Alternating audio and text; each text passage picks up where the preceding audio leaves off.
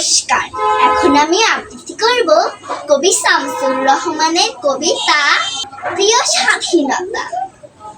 মেঘনা নদী দেব পারি, কললা এক নায়ে, আবার আমি যাব আমার পাহাড় তুলির গায়ে।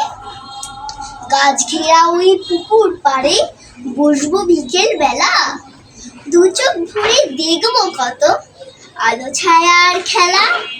বাঁশবাগানে আটখানা চাঁদ থাকবে ঝুলে একা, ঝোপে ঝাড়ে বাতির মতো জোনাকে যাবে দেখা। ধানের গন্ধ আনবে ডেকে আমার ছেলে বেলা, বসবে আবার দু চোখ জোরে প্রজাপতির মেলা।